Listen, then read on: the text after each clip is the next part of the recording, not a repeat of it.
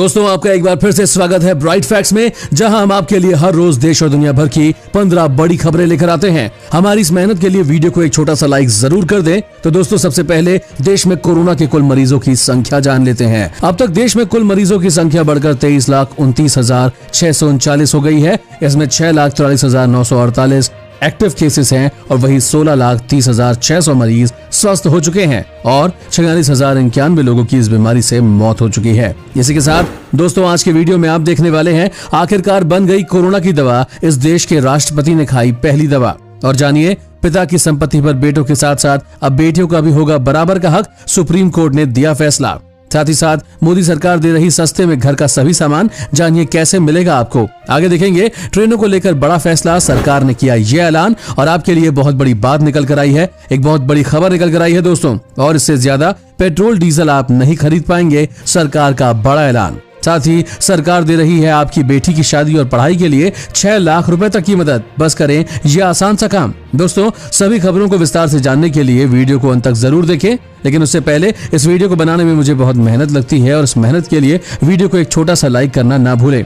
तो बिना देरी करे लाइक के बटन को जरूर दबाएं और इसी के साथ फटाफट से ले चलते हैं आपको हमारी आज की पहली खबर की तरफ। दुनिया के पहले कोरोना वैक्सीन के लिए पुतिन की बेटी ने उठाया जोखिम, अब ना जाने क्या होगा। दोस्तों, कोरोना के बढ़ते खतरे के बीच रूस ने वैक्सीन बनाने का दावा कर पूरी दुनिया को चौंका दिया है। रूसी राष्ट्रपति ने कहा कि हमने वैक्सीन तैयार कर लिया है और रूसी आधिकारिक सूत्रों ने बताया कि वैक्सीन का ट्रायल पुतिन ने अपनी बेटियों पर किया। समाचार एजेंसी एपीएफ के अनुसार रूस के राष्ट्रपति ने बताया कि वैक्सीन का ट्रायल जब उनकी बेटी पर किया गया तो उस वक्त उसे 38 डिग्री फीवर आया। पुतिन ने आगे दावा किया कि जिन लोगों पर वैक्सीन का परीक्षण किया गया उनमें कोरोना का कोई लक्षण नहीं दिखाई दिया है। अब जानिए, पिता की संपत्ति पर बेटियों का भी होगा बराबर का हक। सुप्रीम कोर्ट ने किया फैसला। जी हां दोस्तों, सुप्रीम कोर्ट ने अपने महत्वपूर्ण फैसले में कहा कि पिता की संपत्ति में बेटियों का जन्मजात अधिकार होता है। बेटियां 1956 से ही पिता की संपत्ति की बराबर की हिस्सेदार रही हैं। इस बात से कोई फर्क नहीं पड़ता कि 1956 में कानून में संशोधन के समय पिता जीवित है या नहीं। लेकिन सुप्रीम कोर्ट की पीठ ने यह भी कहा कि 9 सितंबर 2005 को पिता जिंदा थे या नहीं, या बेटी का जन्म भी इस तारीख से पहले हुआ या बाद में, इसका पुश्तैनी संपत्ति में अधिकार से कोई लेना देना नहीं है। बेंच ने कहा कि जिस तरह पिता की संपत्ति में बेटों का अधिकार होता है, उसी तरह बेटियों का भी जन्मजात अधिकार है। बता दें कि 9 सितंबर 2005 को हिंदू उत्तराधिकारी कानून 2005 में जो लागू हुआ था, उसमें बेटा और बेटी दोनों को पिता की संपत्ति पर बराबर का हिस्सेदार बनाने की बात कही गई थी। दोस्तों, क्या आप सरकार के इस निर्णय से खुश हैं? हमें यस या नो में जरूर बताएं। दोस्तों, इस चैनल पर हम आपको देश और दुनिया भर की सबसे बड़ी खबरें सबसे पहले और हर दिन बताते हैं। अगर आपको भी ये खबरें अपने मोबाइल फोन पर हर दिन चाहिए तो इस चैनल को नीचे दिए गए लाल बटन को दबाकर सब्सक्राइब कर दें और साथ ही साइड में दिए गए इस घंटी के बटन को दबाकर ऑल पर क्लिक कर दें। अब जानिए, मोदी सरकार दे रही है सस्ते में घर का सामान। खरीदने का है मौका, जल्दी करें। दोस्तों, अगर आप सस्ते में घर का सामान खरीदना चाहते हैं तो मोदी सरकार आपके लिए एक खास स्कीम लाई है जिसमें आप ऐसा कर सकते हैं। इस स्कीम के तहत वित्त मंत्रालय के अधीन आने वाले department of investment and public asset management अपने कुछ पुराने सामानों को बेच रहा है, जिसमें furniture, air conditioner, TV, keyboard, power plug और फ्रिज जैसे कुछ आइटम्स के सस्ते दामों में बेचा जा रहा है। जाने सस्ते में ये सामान खरीदने के लिए आपको क्या करना होगा।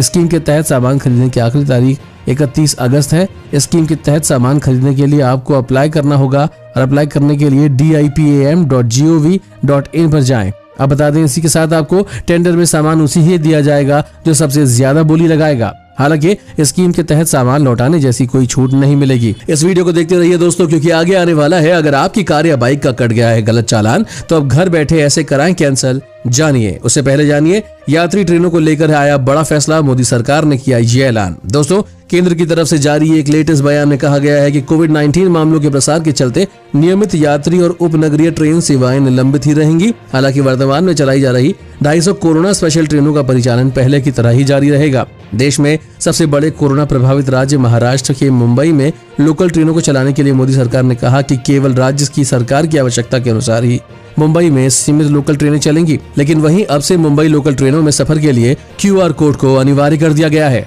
और अब जानिए, मोदी सरकार दे रही है आपकी बेटी की शादी और पढ़ाई के लिए 6 लाख रुपए तक की मदद। बस करें ये आसान सा काम। दोस्तों, प्रधानमंत्री नरेंद्र मोदी के नेतृत्व में केंद्र सरकार द्वारा देश की बेटियों के हित के लिए जिस योजना की शुरुआत की गई है उसका नाम है सुकन्या समृद्धि योजना।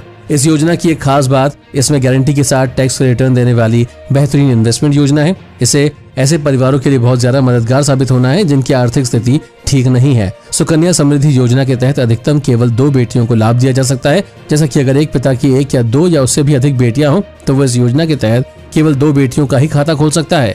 इस योजना के अंतर्गत 0 से लेकर 10 साल तक की उम्र के बेटियों का ही खाता खोला जा सकता है। आपकी बेटी की उम्र 21 साल होते ही इस योजना के तहत ये खाता मैच्योर हो जाता है और ब्याज सहित पूरी रकम उसके माता पिता या पालक को दे दी जाती है। अगर आपकी कार या बाइक का कट गया है गलत चालान, तो जानिए अब घर बैठे कैसे कराएंगे कैंसिल।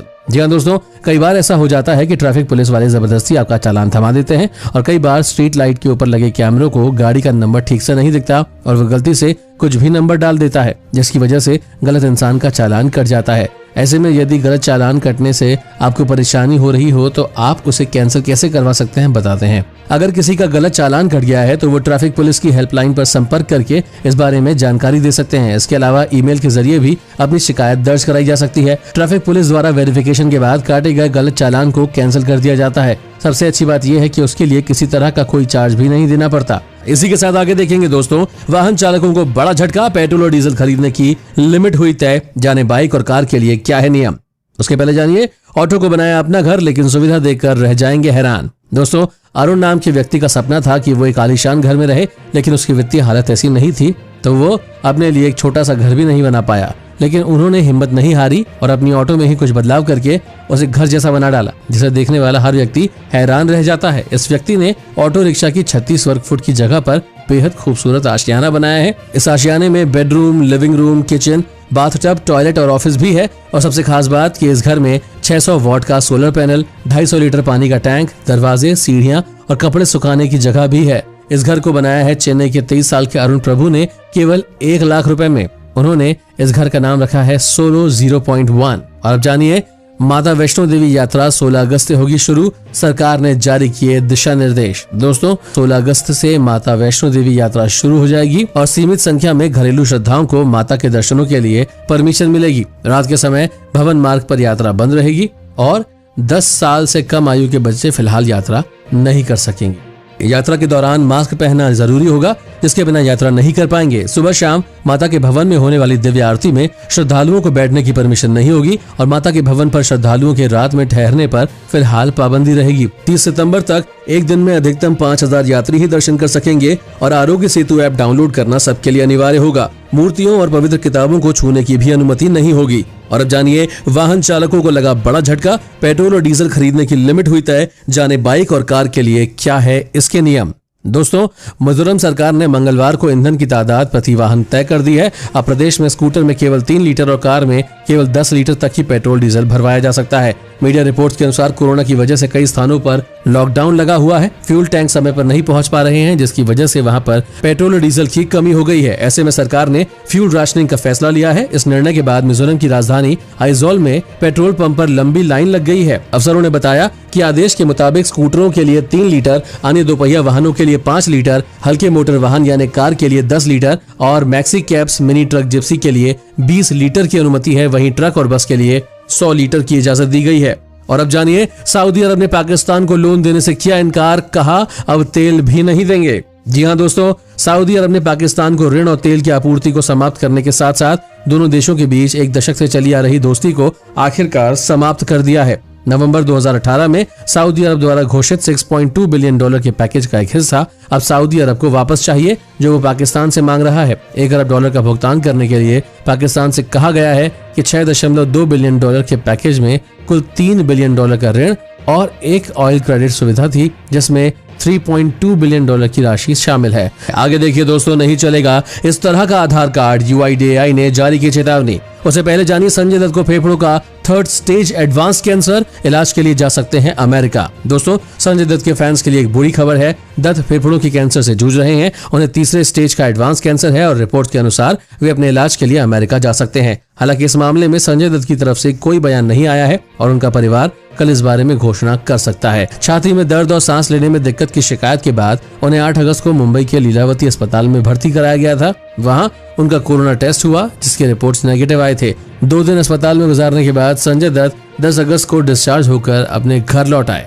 और अब जानिए 1000 करोड़ रुपए की मनी लॉन्ड्रिंग रैकेट का हुआ पर्दाफाश। चीनी नागरिक और उसके भारतीय सहयोगी है शामिल। दोस्तों, केंद्रीय प्रत्यक्ष कर बोर्ड सीबीडीटी ने मनी लॉन्ड्रिंग के एक बड़े रैकेट का पर्दाफाश किया और इस रैकेट में कई चीनी नागरिक और उनके भारतीय सहयोगी और बैंक कर्मचारी भी शामिल है। कर विभाग के लिए नीति बनाने वाले सीबीडीटी ने कहा कि विश्वसनीय सूचना के आधार पर ये छापे मारे गए थे। ये सूचना मिली थी कि कुछ चीनी नागरिक और उनके भारतीय सहयोगी कई शेल कंपनियों के जरिए धन शोधन और लेन देन में सम्मिलित हैं। सीबीडीटी के जारी किए गए बयान में यह कहा गया है कि छापे की कार्रवाई में बैंक कर्मचारियों और चार्टर्ड अकाउंटेंट को भी शामिल किया गया और लेन देन और मनी लॉन्ड्रिंग से संदिग्ध दस्तावेज भी मिले हैं। अब जानिए, नहीं चलेगा इस तरह का आधार कार्ड, यूआईडीआई ने जारी की चेतावनी। दोस्तों, अगर आपने अपने आधार कार्ड को दुकान से लेमिनेशन करवाया है या उसे प्लास्टिक कार्ड के तौर पर आप इस्तेमाल कर रहे हैं तो सतर्क हो जाइए। आधार जारी करने वाली अथॉरिटी यूआईडीआई ने चेतावनी जारी की है। यूआईडीआई ने उपभोक्ता को लेमिनेट आधार या फिर प्लास्टिक स्मार्ट कार्ड यानी कि पीवीसी कार्ड को अमान्य करार दिया है। यूआईडीआई ने कहा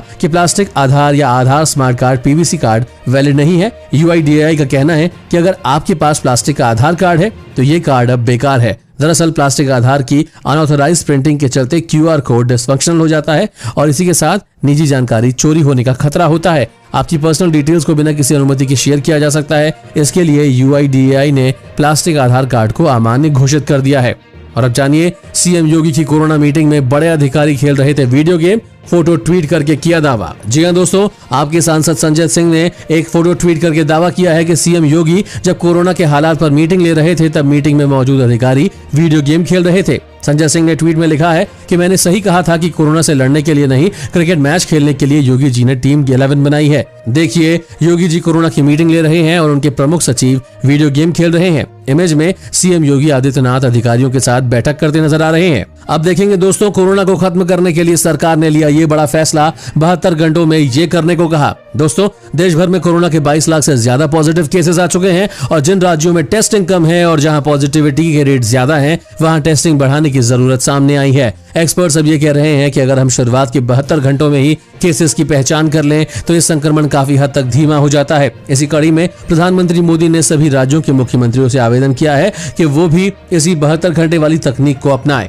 और अब जानिए, सोने की कीमतों में आई 7 साल की सबसे बड़ी गिरावट। जी हां दोस्तों, मंगलवार को सराफा बाजार में सोना 1317 रुपए प्रति 10 ग्राम तक सस्ता हो गया। वहीं 1 किलोग्राम चांदी का दाम 2943 रुपए घट गए। आपको बता दें, 7 साल में ऐसा पहली बार हुआ है जब सोने और चांदी में इतनी गिरावट दर्ज की गई है। एक्सपर्ट्स का कहना है कि घरेलू बाजारों में सोने की कीमतें और गिर सकती है और मौजूदा स्तर से कीमतें 5 से 8% तक गिरने की संभावना है। दोस्तों, क्या आप चीन में आई बाढ़ से खुश हैं? अपना जवाब हमें यस या नो में लिखकर बताएं। और अब जानिए, नेपाल और चीन ने मिलकर चली ये बड़ी चाल। दोस्तों, चीनी राजदूत ने गुरुवार को पूर्व प्रधानमंत्री और नेपाल कम्युनिस्ट पार्टी के चेयरमैन पुष्प कमल दहल से मुलाकात की थी, जिसके बाद माना जा रहा था कि ओली को राहत मिल सकती है। भारत विरोधी टिप्पणियों और कामकाज की शैली को लेकर ओली के इस्तीफे की मांग की जा रही है। नेपाल के सियासी भूचाल ने यह साबित कर दिया है कि नेपाल की सत्ता की चाबी ड्रैगन के हाथ में है। चीन की बदौलत प्रधानमंत्री ओली के राजनीतिक भविष्य का फैसला करने वाली नेपाल की सत्तारूढ़ी कम्युनिस्ट पार्टी की बैठक लगातार 5वीं बार टल गई है। इस बार देश में बाढ़ आने की वजहों का हवाला देकर 1 हफ्ते के लिए इस मीटिंग को टाल दिया गया है। दोस्तों, आज की खबरों में बस इतना ही। अगर आपको भी ये खबरें अपने मोबाइल पर हर दिन चाहिए तो इस चैनल के नीचे दिए इस लाल बटन को दबाकर सब्सक्राइब कर दें और साथ ही साइड में दिए गए इस घंटी के बटन को दबाकर ऑल पर क्लिक करना ना भूलें। धन्यवाद।